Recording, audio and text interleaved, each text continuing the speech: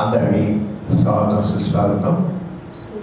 మనం ప్రతి శనివారం వాతావరణంలో ఆరోగ్య సదస్సులు గత 23 సంవత్సరాలుగా నిరాటంకంగా కొనసాగిస్తున్నాం. 2000 సంవత్సరంలో మొదలెట్టిన కార్యక్రమం 2000 సంవత్సరం జనవరి మొదటి వారంలో మొదలెట్టాం. ఆ రోజు నుంచి ఈ రోజులకు తప్పకుండా ఎట్టి పరిస్థితులు మానకుండా, చివరి కరోనా టైంలో కూడా మానకుండా ఈ కార్యక్రమం నిర్వహిస్తున్నాం. నిపుణులైన వైద్యులు వచ్చి ఈ కార్యక్రమంలో పాల్గొని వాళ్ళకి సంబంధించిన విషయాల మీద తెలియజేయడం జరుగుతుంది. నాలెడ్జ్ ఈజ్ పవర్ అంటాం. మనకి విజ్ఞానం శక్తి సంపద. ఆరోగ్యం గురించి అవగాహన లేటెస్ట్గా ఇటువంటి టెక్నాలజీ ఉంది, ఎలా డెవలప్ అయింది, డెవలప్ కాబోతుంది, ఇవన్నీ కూడా తెలియదు. ఇప్పటికీ ఇంకా నాటు వైద్యాలు, మోటు వైద్యాలతో ఆరోగ్యాలు కొట్టుకుంటారు. అలాగే అలా కాకుండా సరైన ఆరోగ్య విద్యను అందించడం కోసం మనం కృషి చేస్తున్నాం. ఈ రోజున ప్రముఖ గైనకాలజిస్ట్ డాక్టర్ పూజిత గారు ఈ ఫైబ్రాయిడ్ యూట్రస్, లేడీస్ చాలామంది గర్భాశయాల గడ్డలు ఉన్నాయని అంటారు. వాళ్ళు దానివల్ల కొంత పిల్లలు పుట్టరు, కొంత బ్లీడింగ్ పోతే, కొంత బ్లీడింగ్ అవని అవ్వదు, ఇలాంటి ప్రాబ్లమ్స్ అన్నీ ఉంటాయి. అవన్నీ కూడా ఇవాళ తెలియజేస్తారు. ఇప్పుడు ఓటు డాక్టర్ ఎం పూజిత గారు వారిని ఫైబ్రాయిడ్ యూట్రస్ మాట్లాడాలనుకుంటున్నాను. నమస్కారం అండి sir, madam, thank you so much నాకు ఈ ఆపర్చునిటీ ఇచ్చినందుకు. సో మనం చాలా కామన్గా లేడీస్లో మనం వినే ప్రాబ్లము ఫైబ్రాయిడ్ యూట్రస్ అండ్ దాని తాలూకా అంటే ఈ ఫైబ్రాయిడ్ యూట్రస్ వల్ల వచ్చే ప్రాబ్లమ్స్ గురించి ఎక్కువ వింటూ ఉంటాం. సో ఇప్పుడు నేనేదో ఒక లెక్చర్ లాగా కాకుండా ఈ ఫైబ్రాయిడ్ గురించి మనకి యూజువల్గా జనరల్ పబ్లిక్లో ఎక్కువ ఉండే క్వశ్చన్స్, లేదా నన్ను ఓపీడీలో ఎక్కువగా ఏమేమి క్వశ్చన్స్ అడుగుతూ ఉంటారు, ఇలాంటివి ఒక క్వశ్చనియర్ లాగా కంపైలేషన్ లాగా చేసి తీసుకొచ్చాను. సో ఆ మోస్ట్ కామన్గా వచ్చే డౌట్స్ గురించి మనం డిస్కస్ చేసుకుందాం. ఓకే, సో ఈ ఫైబ్రాయిడ్ యూట్రస్ అంటే ఏంటి? ఫైబ్రాయిడ్స్ అంటే ఏంటంటే గర్భసంచిలో 3 లైనింగ్స్ ఉంటాయి. లోపల పొర, మధ్యలో మజిల్, పైన పొర. సో ఈ పీరియడ్ వచ్చినప్పుడల్లా ఈ లోపల పొర ఏదైతే ఉంటుందో అది షెడ్ అవుతూ ఉంటుంది అనమాట. సో ఫైబ్రాయిడ్స్ అంటే ఏంటంటే ఈ మధ్యలో మజిల్ అనే పొర ఏదైతే ఉందో, మస్కులర్ లేయర్, దానిలోనే ఒక చోట మజిల్ ఎక్కువ పెరగడాన్ని ఫైబ్రాయిడ్ అంటాం. ఒక ఏరియాలో ఒక చిన్న గడ్డలాగా ఆ మజిలే ఎక్కువగా పెరిగి ఒక గడ్డలాగా తయారవుతుంది. వాటినే ఫైబ్రాయిడ్స్ అని అంటాం అనమాట. ఇవి 1/2 సెంటీమీటర్ అంటే 0.5 mm దగ్గర నుంచి ఎంత పెద్దగా అయినా కూడా ఉండొచ్చు. ఓకే, సైజ్ అనేది ఒక స్పెసిఫిక్గా ఇంతే సైజ్ ఉంటాయి అనేది లేదు, నంబర్ ఎన్నైనా రావచ్చు. ఈ పొర 3 పొరల్లోకి దేనికైనా దగ్గరగా రావచ్చు. దానిని బట్టి మనం టైప్ అనేది డివైడ్ చేస్తాం అనమాట. సో ఫైబ్రాయిడ్స్ అంటే ఈ మజిల్ లేయర్లో ఒక చోట ఆ మజిల్ ఎక్కువగా పేరుకోవడాన్ని దాన్ని ఫైబ్రాయిడ్స్ అని అంటాం. సో అసలు ఫైబ్రాయిడ్స్ అనేవి ఎందుకు వస్తాయి, యూజువల్గా ఫైబ్రాయిడ్స్ ఎందుకు వస్తాయి అనే దానికి మనకి ఎగ్జాక్ట్గా రీజన్ చెప్పలేము. కానీ ఈస్ట్రోజన్ అనే హార్మోన్ ఎవరిలో అయితే ఎక్కువగా ఉంటుందో వాళ్ళలో ఫైబ్రాయిడ్స్ వచ్చే ఛాన్స్ ఎక్కువగా ఉంటుంది. అంటే రీప్రొడక్టివ్ ఏజ్ గ్రూప్, అంటే మనం పీరియడ్ మెచ్యూర్ అయిన దగ్గర నుంచి మెనోపాజ్ వచ్చే లోపు ఆ మధ్యలో పీరియడ్స్ వచ్చే ఏజ్ని రీప్రొడక్టివ్ ఏజ్ అంటాం. సో ఈ ఏజ్ గ్రూప్లో ఎక్కువగా వచ్చే అవకాశం ఉంటుంది. సో ఎగ్జాక్ట్గా కాజ్ మనకి తెలియదు, కానీ ఈస్ట్రోజన్ ఎక్కువగా ఉన్న వాళ్ళల్లో ఎక్కువ చూస్తూ ఉంటాం. సో ఎవరికి ఎక్కువ వచ్చే ఛాన్స్ ఉంటుంది? సో చెప్పుకున్నట్టే ఇందాక ఈ రీప్రొడక్టివ్ ఏజ్ గ్రూప్ అంటే 30 నుంచి 25 నుంచి 50 మధ్యలో ఉన్న వాళ్ళకి, యూజువల్లీ ఆఫ్రికన్ కరేబియన్ రేస్ అంటే జెనెటికల్గా ఆఫ్రికన్ అమెరికన్ రేస్ ఉన్న వాళ్ళలో ఎక్కువ వచ్చే ఛాన్స్ ఉంటుంది. మూడవది ఈస్ట్రోజన్ హార్మోన్ గురించి మాట్లాడుకున్నాం మనం. ఈస్ట్రోజన్ హార్మోన్ ఎవరిలో ఎక్కువగా ఉంటే వాళ్ళల్లో మనం ఫైబ్రాయిడ్స్ ఎక్కువగా చూస్తూ ఉంటాము అనే దాని గురించి. అంటే బొద్దుగా ఉన్న వాళ్ళల్లో ఈ ఫ్యాట్ ఏదైతే ఉంటుందో అది కూడా ఈస్ట్రోజన్ హార్మోన్ని ప్రొడ్యూస్ చేస్తుంది. సో బాడీలో ఎక్కువ ఈస్ట్రోజన్ ఉంటుంది. సో ఎక్కువ బరువు ఉన్న వాళ్ళల్లో ఫైబ్రాయిడ్స్ వచ్చే అవకాశం కొంచెం ఎక్కువగా ఉంటుంది. నాలుగోది ప్రెగ్నెన్సీ మొత్తం ఈ ఈస్ట్రోజన్ హార్మోన్ అనేది కొంచెం లోవర్ లెవెల్స్లో ఉంటా ఉంటుంది. సో అసలు పిల్లలు లేని వాళ్ళు ఉంటారు కదా, వాళ్ళల్లో ఫైబ్రాయిడ్స్ ఎక్కువగా వచ్చే అవకాశం ఉంటుంది. ఐదోది ఫ్యామిలీలో అంటే మదర్స్లో కానీ సిస్టర్స్లో కానీ ఇట్లా వీళ్ళల్లో ఫైబ్రాయిడ్స్ ఎక్కువగా చూసిన వాళ్ళల్లో అంటే ఫ్యామిలీలో ఫైబ్రాయిడ్స్ ఉన్న వాళ్ళల్లో కూడా ఫైబ్రాయిడ్స్ వచ్చే అవకాశం కొంచెం ఎక్కువగా ఉంటుంది. So how do fibroids present అంటే ఫైబ్రాయిడ్స్ ఉన్నాయి అని మనకి డౌట్ ఎప్పుడు వస్తుంది, ఏముంటే ఫైబ్రాయిడ్స్ ఉండే అవకాశం ఉంటుంది, ఏం సిమ్టమ్స్ ఉంటాయి. ఓకే, సో చాలా మందికి ఈ చిన్న చిన్న ఫైబ్రాయిడ్స్ ఉన్న వాళ్ళకి అసలు ఎలాంటి సిమ్టమ్స్ ఉండవు. అంటే నార్మల్ పీరియడ్ వస్తుంది, పెయిన్ ఏమి ఉండదు, బాగానే జరిగిపోతూ ఉంటుంది. ఏదో వేరే ప్రాబ్లంకి ఏమన్నా స్కాన్ చేస్తేనో లేదా పరీక్ష చేస్తేనో గర్భసంచి సైజ్ పెద్దగా కనిపిస్తే డౌట్ వచ్చి స్కాన్ చేయించడము ఇట్లా, లేదా వేరే ప్రాబ్లమ్ ఇంకేదో పొట్ట నొప్పి వల్ల స్కాన్ చేస్తే అవి బయటపడడం ఇట్లా జరుగుతుంది. సో చాలా మందికి సిమ్టమ్స్ చూపించకపోవచ్చు. అని సిమ్టమ్స్ చూపించే వాళ్ళల్లో అది హెవీ పీరియడ్గా కానీ లేదా మధ్యలో బ్లీడింగ్ లాగా కానీ లేదా పెయిన్ఫుల్ పీరియడ్ వచ్చినప్పుడు ఎక్కువ పెయిన్తో ప్రెసెంట్ అవ్వడం కానీ లేదా పీరియడ్కి సంబంధం లేకుండా కూడా ఫైబ్రాయిడ్ చాలా పెద్దగా ఉంటే పొట్ట నొప్పిగా కానీ పొట్ట భారంగా ఉండడం కానీ లేదా ఆ ఫైబ్రాయిడ్స్ చాలా పెద్దగా ఉండి మూత్రసంచి మీద ప్రెషర్ పెట్టినా లేదా మోషన్ ద్వారం మీద దాని మీద ప్రెషర్ పెట్టినా మోషన్ ఫ్రీగా అవ్వకపోవడం, యూరిన్ ఫ్రీగా నడవకపోవడం ఇట్లాంటి ప్రాబ్లమ్స్ వల్ల కానీ లేదా సెక్షువల్ యాక్టివిటీ అప్పుడు పెయిన్ లాగా కానీ ప్రెసెంట్ అయ్యే అవకాశం ఉంటుంది. ఓకే, సో ఫైబ్రాయిడ్స్ ఇప్పుడు చాలా రకాలు అనుకున్నాము. అవి ఏ రకాలు ఉంటాయి, ఏ రకాలలో ఎలాంటి ప్రాబ్లమ్స్, ఈ ప్రాబ్లమ్స్ ఏ రకాలలో ఎలాంటి ప్రాబ్లమ్స్ చూస్తూ ఉంటాం అనేది తెలుసుకుందాం. సో ఈ ఫైబ్రాయిడ్స్ అనేది 3 టైప్స్ మెయిన్లీ. సబ్ సీరోసల్ అంటే ఇందాక మనం 3 లైనింగ్స్ అని మాట్లాడుకున్నాం కదా. సో సబ్ సీరోసల్ అంటే బయట లైనింగ్ పక్కకు ఉన్నదాన్ని సబ్ సీరోసల్ అంటాము.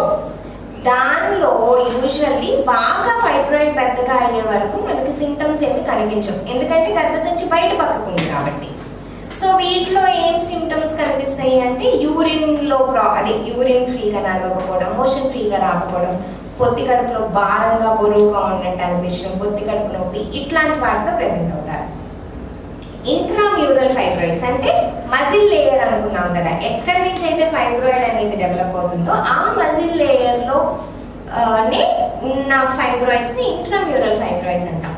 వీళ్ళల్లో హెవీ పీరియడ్ రావడం లేదా పీరియడ్ వచ్చినప్పుడు బాగా పెయిన్ అది రావడం లేదా అప్పుడప్పుడు మనకి ప్రెగ్నెన్సీ రావడానికి కొంచెం డిలే జరగడం ఇట్లాంటి ప్రాబ్లమ్స్ కూడా చూస్తూ ఉంటాం. ఇప్పుడు సబ్ మ్యూకోసల్ ఫైబ్రాయిడ్ అంటాం, 3వ రకాన్ని. అంటే లోపల పొరవైపు ఉన్న ఫైబ్రాయిడ్స్ని సబ్ మ్యూకోసల్ ఫైబ్రాయిడ్స్ అంటాం. వీళ్ళల్లో ఖచ్చితంగా హెవీ బ్లీడింగ్ చూడటం లేదా పీరియడ్కి మధ్యలో కూడా బ్లీడింగ్ చూడడం, ఎర్లీ మిస్క్యారేజెస్ అంటే అబార్షన్స్ అవ్వడం ఇట్లాంటి ప్రాబ్లమ్స్ చూస్తుంటాం. So does all the patients with fibroid have infertility అంటే ఫైబ్రాయిడ్ ఉంది అంటే ఖచ్చితంగా వాళ్ళకి పిల్లలు కలగకపోయే అవకాశం ఉంటుందా? ఇది నిజం కాదు. ఫైబ్రాయిడ్స్ అనేది 3 రకాలని చూస్తూ ఉన్నాము.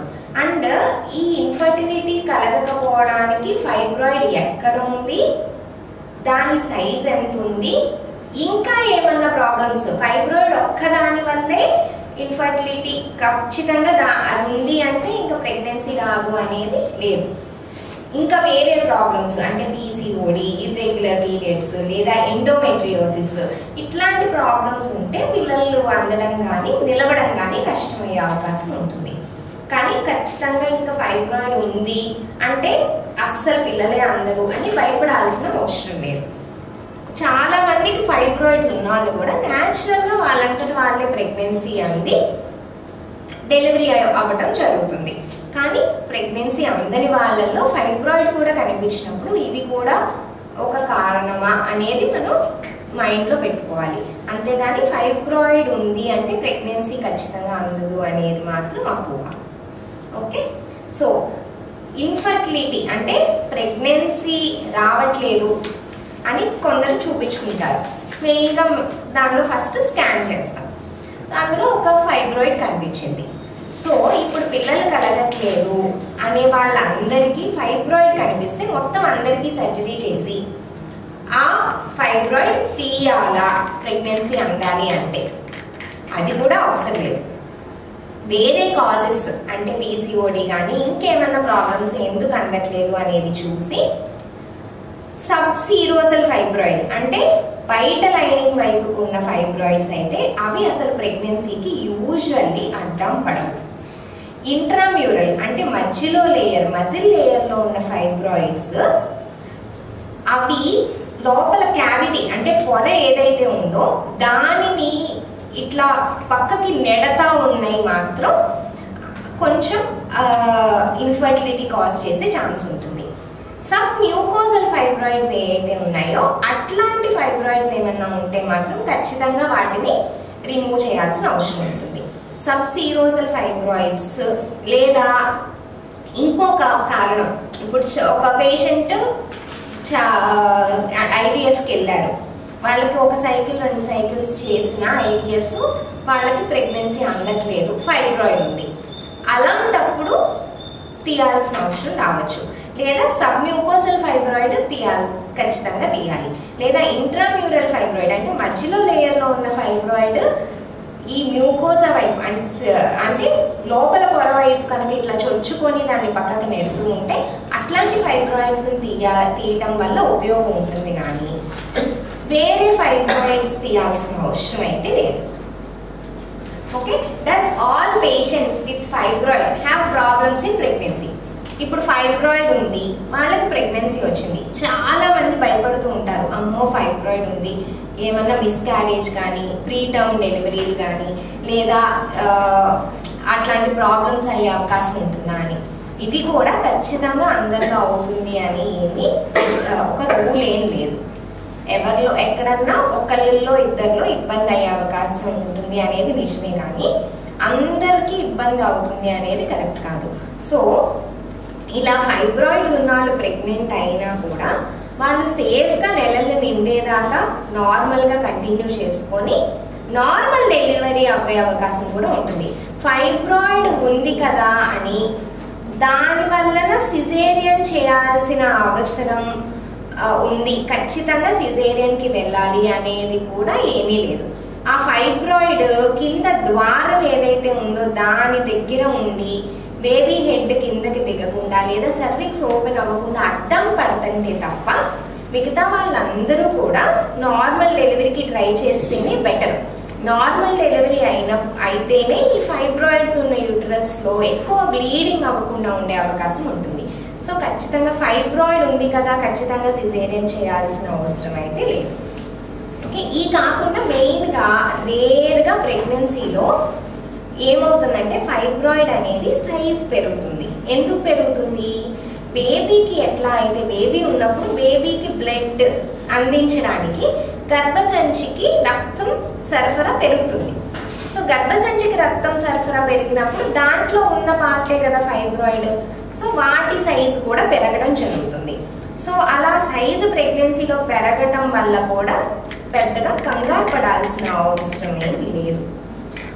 ఒకవేళ అలా సైజ్ పెరిగినా కూడా నార్మల్గా రొటీన్గా ఫాలో అప్ చేసుకుంటూ వెయిట్ చేయటమే. అది ప్రెగ్నెన్సీలో రెడ్ డీజెనరేషన్ అనేది ఒకటి రేర్గా అయ్యే అవకాశం ఉంటుంది ఫైబ్రాయిడ్లో. అలా అయినప్పుడు మాత్రం పేషెంట్కి బాగా పెయిన్ రావడం ఫైబ్రాయిడ్ వల్ల డీజెనరేట్ అవ్వడం వల్ల ఇట్లాంటివి జరుగుతాయి. ఇవన్నీ కూడా కొంచెం రేర్ సినారియోసే, అందరికీ ఫైబ్రాయిడ్ ఉన్న వాళ్ళందరికీ అవ్వాలనేం లేదు. అలా ఉన్నప్పుడు పెయిన్ కిల్లర్స్తో మేనేజ్ చేస్తూ నెలలు నిండేదాకా డెలివరీ ప్రెగ్నెన్సీని కంటిన్యూ చేయడం జరుగుతుంది. ఓకే, సో ఇందాక మాట్లాడుకున్నాం ఈ క్వశ్చన్ గురించి. ఫైబ్రాయిడ్స్ ప్రెగ్నెన్సీలో సైజ్ పెరుగుతాయా? పెరిగే అవకాశం ఉంటుంది, కానీ దానివల్ల ఎక్కువ భయపడాల్సిన అవసరం లేదు. అది ఎలా అయితే బ్లడ్ సప్లై బేబీకి పెరిగినప్పుడు బేబీ ఎదుగుతుందో ఫైబ్రాయిడ్ పెరిగే అవకాశం కూడా ఉంటుంది. దాన్ని జాగ్రత్తగా ట్రీట్మెంట్ ఫాలోఅప్లో ఉండి నార్మల్ డెలివరీ అయ్యే అవకాశం కూడా ఉంటుంది. ఓకే, ఫైబ్రాయిడ్స్ ఉన్న వాళ్ళందరికీ సిజేరియన్ చేయాలా? ఇది కూడా ఇందాక ఆల్రెడీ మాట్లాడుకున్నాం. కింద ద్వారంకి కానీ బేబీ హెడ్ దిగడానికి కానీ అడ్డా ఉంటే ఫైబ్రాయిడ్, లేదా ఫైబ్రాయిడ్ ఉండటం వల్ల ఎప్పుడైనా బేబీ ఎదురు కాళ్ళతో ఉండడం ఇట్లాంటి ప్రాబ్లమ్స్ ఉంటే మాత్రమే సిజేరియన్కి వెళ్ళాల్సిన అవసరం ఉంటుంది. అదర్వైజ్ మిగతా వాళ్ళందరూ కూడా ఫైబ్రాయిడ్ ఉన్నా కూడా సేఫ్గా నార్మల్ డెలివరీకి ట్రై చేసుకోవచ్చు. ఓకే, సో ఫైబ్రాయిడ్ ఇప్పుడు రిప్రొడక్టివ్ ఏజ్ గ్రూప్లో మనం పెరుగుతుంది అనుకున్నాం, అంటే పీరియడ్స్ వచ్చే టైంలో పెరుగుతుంది అనుకున్నాం. మరి పీరియడ్స్ ఆగిపోయాక ఏంటి? పీరియడ్స్ ఆగిపోయాక ఎట్లా అయితే ఈస్ట్రోజన్ హార్మోన్ వల్ల ఈ ఫైబ్రాయిడ్స్ పెరుగుతాయి అనుకున్నాము, సో పీరియడ్స్ ఆగిపోయిన తర్వాత ఫైబ్రాయిడ్స్ సైజ్ అనేది తగ్గడం కూడా జరుగుతుంది. ఓకే, సో మెనోపాజ్ తర్వాత ఫైబ్రాయిడ్స్ అనేవి సైజు తగ్గడం కూడా జరుగుతుంది. ఎంత తగ్గుతాయి అంటే ఆల్మోస్ట్ ఇప్పుడున్న సైజుకి 50% తగ్గే అవకాశం ఉంటుంది ఫ్యూ ఇయర్స్ ఆఫ్టర్ మెనోపాజ్.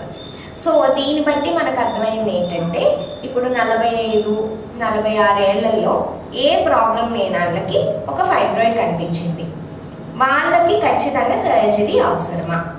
లేదా చిన్నపాటి ప్రాబ్లమ్స్ ఉన్న వాళ్ళకి, అంటే కొంచెం హెవీ బ్లీడింగ్ ఉంది ఇట్లాంటి వాళ్ళకి ఈ ఏజ్లో మనకి ఫైబ్రాయిడ్ కనిపించింది, సో వాళ్ళకి ఖచ్చితంగా సర్జరీ చేయాల్సిన అవసరం ఉండదు. అస్సలు సింటమ్స్ లేని వాళ్ళని వెయిట్ చేసి చూడొచ్చు. చిన్న చిన్న ఫైబ్రాయిడ్స్కి ఏమీ ట్రీట్మెంట్ అవసరం లేదు, వాటిలంతటావే మెనోపాజ్ వచ్చేసాక అంటే ముట్లు ఆగిపోవడానికి దగ్గరలోకి వచ్చేసినప్పుడు నెలసర్లు ఆగిపోయాక ఫైబ్రాయిడ్స్ అనేవి ష్రింక్ అవ్వడం జరుగుతుంది. లేదు చిన్నపాటి మెన్స్ట్రువల్ అబ్నార్మాలిటీస్ ఉన్న వాళ్ళకి చాలా మెడికేషన్స్ ఉన్నాయి ఇప్పుడు మనం ఇవ్వడానికి, సో ఆ మెడిసిన్తో ట్రీట్ చేసి వెయిట్ చేయడం వల్ల వాళ్ళు మెనోపాజ్ అటైన్ అవ్వగానే, అంటే నెలసర్లు ఆగిపోగానే ఎండిపోగానే వాళ్ళకి ఆ ఫైబ్రాయిడ్ ష్రింక్ అవ్వడం వల్ల ఈ ముందు ఉన్న ప్రాబ్లమ్స్ అన్నీ కూడా సెటిల్ అవ్వడం జరుగుతుంది. సో అందరికీ ఆపరేషన్ చేయాల్సిన అవసరం లేదు. So do all fibroids need treatment. ఇప్పుడు మాట్లాడుకున్నాం దాని గురించి. ఫైబ్రాయిడ్స్ ఉన్న వాళ్ళందరికీ ఏదో ఒక ట్రీట్మెంట్ ఇవ్వాలా లేదా సర్జరీ చేయాలా? అవసరం లేదు. ఎలాంటి సింటమ్స్ చూపించకుండా, అంటే ప్రెషర్ సింటమ్స్ కానీ మెన్స్ట్రువల్ సింటమ్స్ కానీ ఇట్లా ఎలాంటి సింటమ్స్ మనకి చూపించినప్పుడు ఫైబ్రాయిడ్స్ ఉన్నా కూడా దాని గురించి పెద్దగా భయపడే అవసరం లేదు. నార్మల్గా ఫాలోఅప్లో, అంటే సంవత్సరానికి ఒకసారి స్కాన్ చేసుకుంటూ ఆ ఫైబ్రాయిడ్ సైజ్ బాగా పెరుగుతుందా, అలానే ఉందా లేదా తగ్గుతుందా అనేది మానిటర్ చేసుకుంటే సరిపోతుంది అసలు ఏ సింటమ్స్ లేని వాళ్ళకి. ఒకవేళ సింటమ్స్ ఉన్నా కూడా రకరకాల మెడిసిన్స్ ఉన్నాయి ఇప్పుడు. అంటే పీరియడ్ హెవీగా అవుతున్నప్పుడు ట్రాన్ఎక్సమిక్ యాసిడ్ అని ఒక మెడిసిన్ ఇవ్వడం జరుగుతుంది. లేదా పెయిన్ అది ఉన్నప్పుడు pain killer just pain period అప్పుడు పెయిన్ వచ్చిన 1-2 days తీసుకుంటే రిలీఫ్ అయిపోతుంటే దాంతో మేనేజ్ చేయొచ్చు. పెరిమెనోపాజల్, మెయిన్గా పెరిమెనోపాజల్ అంటే ముట్లు ఎండిపోవడానికి దగ్గరలో ఉన్న వాళ్ళకి. లేదా పీరియడ్ హెవీగా అవుతుంది అన్నప్పుడు ఓరల్ కాంట్రసెప్టివ్ పిల్స్ కానీ, లేదా మిరీనా అని ఒక లూప్ ఉంటుంది, హార్మోన్ లూప్, ఇది వేయటం వల్ల కూడా ఆ హెవీ పీరియడ్స్ అనేవి తగ్గించడానికి ఉపయోగపడుతుంది. దీనివల్ల ఏంటంటే ఈ హెవీ పీరియడ్ ఉన్నప్పుడు మామూలుగానే చాలా మందికి రక్త శాతం తక్కువ ఉంటుంది. సో పీరియడ్ అది హెవీగా ఉన్నప్పుడు ఏమవుతుంది, ఆ రక్త శాతం ఇంకా పడిపోవడం జరుగుతుంది. సో ఇది అవాయిడ్ చేసుకొని బ్లడ్ అనేది ఇంప్రూవ్ చేసుకోవడానికి మెడికేషన్ యూజ్ చేసుకోవచ్చు. ఇవే కాకుండా ప్రొజెస్ట్రాన్ పిల్స్ కూడా యూజ్ చేసుకోవచ్చు. ప్రొజెస్ట్రాన్ ఇంజెక్షన్స్ కూడా ఉంటాయి. వీటన్నిటితోనే ఈ మెన్స్ట్రువల్ ప్రాబ్లమ్స్ని మనం మేనేజ్ చేయొచ్చు. దీనివల్ల సర్జరీని అవాయిడ్ చేయడం జరుగుతుంది. ఇప్పుడు సర్జరీస్లో ఏమేమి ప్రొసీజర్స్ ఉన్నాయి మనకి? ఇప్పుడు సబ్ మ్యూకోజల్ ఫైబ్రాయిడ్ అని చెప్పుకున్నాం, అంటే లోపల పొర వైపు ఉన్న ఫైబ్రాయిడ్ని హిస్ట్రోస్కోపిక్ అంటే వెజైనల్ ఓపెనింగ్ ద్వారా సర్విక్స్లోంచి లోపలికి కెమెరా పెట్టి చూసి గర్భసంచి లోపల పక్కకు ఉన్న ఫైబ్రాయిడ్స్ని ఆ రూట్ ద్వారా మనం రిమూవ్ చేయగలిగే ఆప్షన్ ఉంది. ఇలా కాకుండా ఇంట్రామ్యూరల్ అంటే మధ్యలో లేయర్ అండ్ పైన లేయర్లో ఉన్న ఫైబ్రాయిడ్స్ కనుక మనకి ఇబ్బంది పెడుతూ ఉంటే, అంటే ఏమైనా ప్రెషర్ సిమ్టమ్స్ కానీ మెన్స్ట్రల్ సిమ్టమ్స్ కానీ లేదా అదర్ ట్రీట్మెంట్స్ మనకి ఫెయిల్ అయ్యి ప్రెగ్నెన్సీ అందట్లేదు, ఇంకా ఫైబ్రాయిడ్ ఒకటి తప్ప మనకి ఇంకో కారణం కనిపించట్లేదు అనే సినారియోస్లో లాప్రోస్కోపికల్లీ మయోమెక్టమీ అంటాము. అంటే ఆ ఫైబ్రాయిడ్ వరకే తీసి గర్భసంచిని కుట్టడం జరుగుతుంది. ఈ మయోమెక్టమీ చేశాక కొన్నాళ్ళ తర్వాత మళ్ళీ ప్రెగ్నెన్సీ ప్లాన్ చేయడం జరుగుతుంది. లేదు ఆల్రెడీ పిల్లలు ఉన్నారు, ఆ పేషెంట్కి ఇంకా పిల్లలు అవసరం లేదు, చాలా ఇబ్బంది పడుతున్నారు, అంటే పెయిన్ మనం మెడిసిన్స్ అన్నీ వాడినా కూడా, అంటే ఈ ముందు మనం స్లైడ్లో చెప్పుకున్న మెడిసిన్స్ అన్ని వాడినా కూడా మనకి మెడికేషన్ అనేది మెడికేషన్ ఇచ్చినా మనకి ఫైబ్రాయిడ్ వల్ల వచ్చే సిమ్టమ్స్ అనేవి తగ్గట్లేదు, ప్రాబ్లం ఇంకా కంటిన్యూ అవుతుంది. ఇలాంటప్పుడు మనం హిస్టెక్టమీ అనే ప్రొసీజర్కి వెళ్ళొచ్చు. ఇది ఎలా చేయొచ్చు? లాప్రోస్కోపీ అంటే పొట్ట మీద 3 స్మాల్ హోల్స్ పెట్టి ఆ హోల్స్ ద్వారా సర్జరీ చేయొచ్చు. దీనివల్ల ఉపయోగం ఏంటంటే రికవరీ అనేది చాలా ఫాస్ట్గా ఉంటుంది. అంటే పొట్ట మొత్తం కోసి చేసిన సర్జరీకి వాళ్ళు నార్మల్ అవ్వడానికి 3 నెలలు టైం పడితే చిన్న చిన్న హోల్స్ పెట్టి సేమ్ సర్జరీని లాప్రోస్కోపికల్లీ చేయడం వల్ల వాళ్ళు వెంటనే ఒక వారంలోనే రికవర్ అయిపోయి చక్కగా వాళ్ళ పనులు వాళ్ళు చేసుకోగలిగే అవకాశం ఉంటుంది. ఈ లాప్రోస్కోపీ మీద కూడా చాలా మంది లోపల ముక్కలు మిగిలిపోతాయి అంట కదా, అట్లా చాలా అపోహలు వ్యక్తం చేస్తూ ఉంటారు.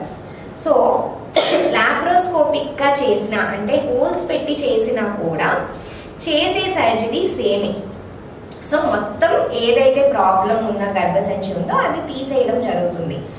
సో ఓపెన్ చేసి చేసిన లాప్రోస్కోపీ చేసిన దానివల్ల అవుట్కమ్ అనేది మనకి సిమిలర్గా ఉంటుంది. కాకపోతే లాప్రోస్కోపీలో పెయిన్ తక్కువ ఉంటుంది, హాస్పిటల్లో తక్కువ రోజులు ఉండాల్సి వస్తుంది, నెక్స్ట్ డే లేదా 2వ రోజు ఇంటికి పంపించేయడం జరుగుతుంది. అండ్ తర్వాత కూడా రికవరీ అనేది చాలా ఫాస్ట్గా ఉంటుంది. సో ఆల్రెడీ పిల్లలు ఉన్నారు అన్న వాళ్ళకి ఇంకా అసలు చాలా ప్రాబ్లం ఫేస్ చేస్తున్నారు, ఈ మెడికేషన్ ఏమి ఇచ్చినా సరే పని చేయట్లేదు అన్న వాళ్ళు ఈ లాప్రోస్కోపిక్ హిస్టెక్టమీని ఆప్ట్ చేసుకోవచ్చు. So can fibroids come back after myomectomy? ఇప్పుడు మయోమెక్టమీ చేసాము, ఒక ఫైబ్రాయిడ్ 1-2 ఫైబ్రాయిడ్స్ ఉన్నాయి లేదా 3 ఉన్నాయి, తీసేసాము, మళ్ళీ అవి వచ్చే అవకాశం లేదా? వచ్చే అవకాశం అయితే ఉంటుంది, కానీ మనం మయోమెక్టమీ ఎందుకు చేస్తున్నాము? ఆ పర్టికులర్ పేషెంట్కి వాళ్ళు నెక్స్ట్ మళ్ళీ ప్రెగ్నెన్సీ రావాలి, వాళ్ళు ప్రెగ్నెంట్ అవ్వాలి, చైల్డ్ బేరింగ్ ఏదైతే ఉందో దాన్ని మనం రీటైన్ చేయాలి. లేదా చాలా చిన్న ఏజ్లో చాలా పెద్ద ఫైబ్రాయిడ్ వచ్చింది, చాలా ప్రెషర్ సిమ్టమ్స్ ఉన్నాయి, గర్భసంచి మొత్తం తీసేస్తే ముట్లయి ఎండిపోయి త్వరగా ఓవేరియన్ రిజర్వ్ అది పడిపోయే అవకాశం ఉంది. ఇట్లాంటి సినారియోస్ ఉన్నప్పుడు మనం మయోమెక్టమీని ఆప్ట్ చేసుకుంటాం. కానీ దాని తర్వాత కూడా ఫైబ్రాయిడ్స్ రీఅక్కర్ అయ్యే అవకాశం ఒక 50%లో ఉంటాయి. అంటే ఖచ్చితంగా అందరిలోనూ వస్తుంది అనేది ఏం లేదు, కానీ ఒక 50%లో మళ్ళీ వచ్చే అవకాశం ఉంటుంది.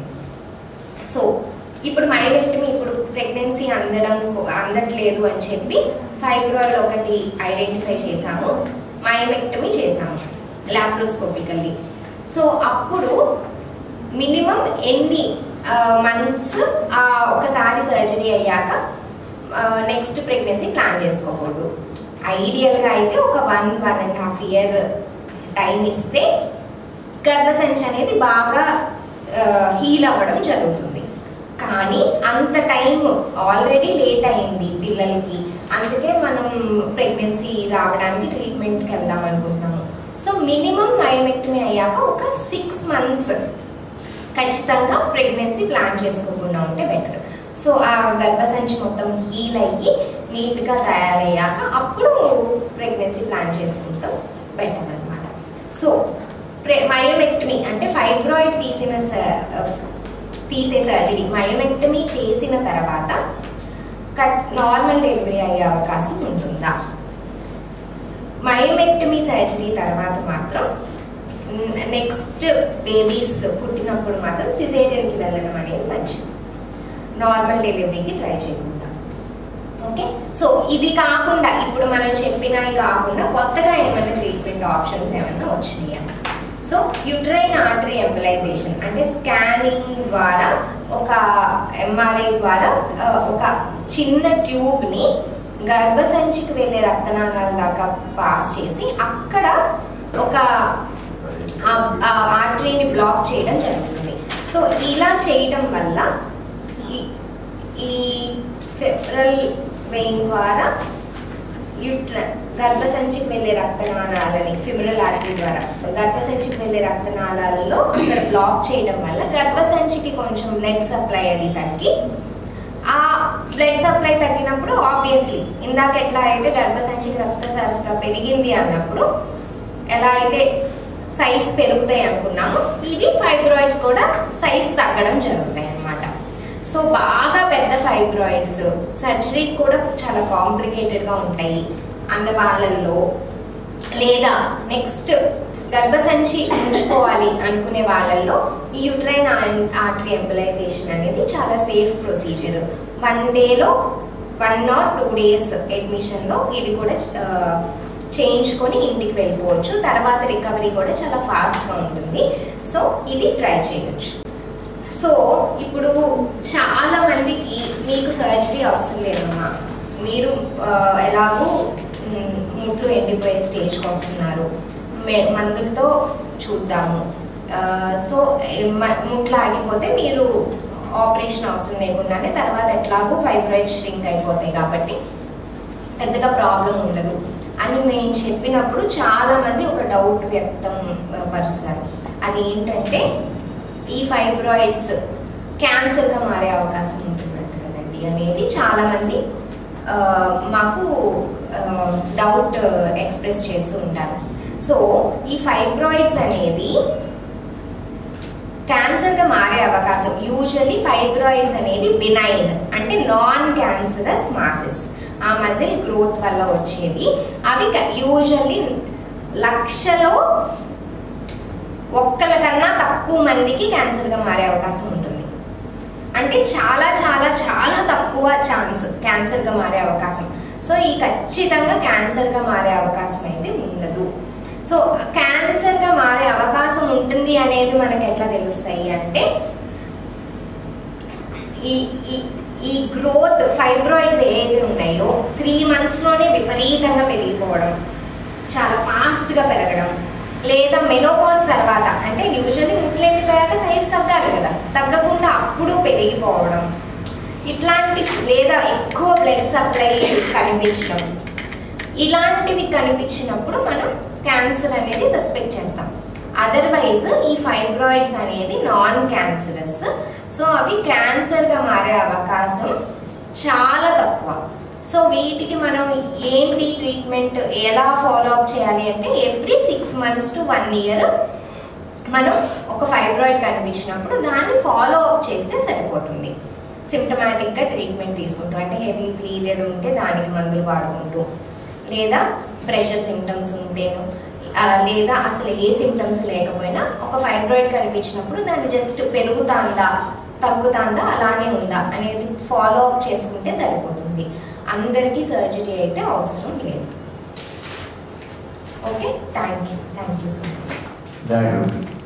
పూజిత గారు చాలా స్పష్టంగా చక్కగా వివరంగా సార్థక మాట్లాడారు. ప్రతి ఒక్క విషయం అసలు ఏమాత్రం డౌట్ లేదు, ఎంత క్లియర్గా చెప్పారు, అంత క్లియర్గా చెప్పారు. ప్రతి పాయింట్ని చాలా థ్యాంక్స్ మేడం, చాలా ఎక్సలెంట్గా చెప్పారు.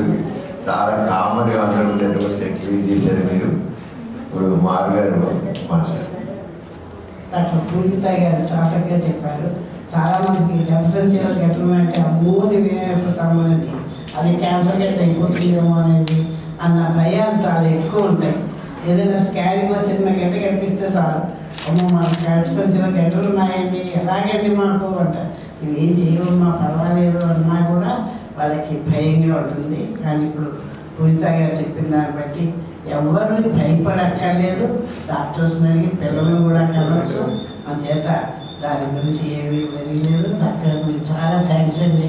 చాలా విషయాలు చాలా చక్కగా చెప్పారు. దీంతో ఈ సమావేశం థ్యాంక్ యూ.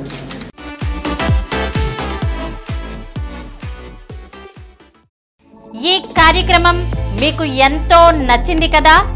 ఇటువంటి మరిన్ని వీడియోల కోసం అనతి కాలంలోనే 20 కోట్ల వ్యూస్ సాధించిన డాక్టర్ సమరం మల్టీ ఛానల్ నెట్వర్క్ సమర్పించు గోరా ఆరోగ్యం ఛానల్ కు సబ్స్క్రైబ్ చేయండి, లైక్ చేయండి, మీ ఫ్రెండ్స్ కి షేర్ చేయండి. అలాగే ప్రక్కనున్న గంట సింబల్ ని ప్రెస్ చేయడం మర్చిపోకండి. Please download Samaram multi-channel app and watch your favorite channels from your mobile. App available on Google Play Store and subscribe to the channels.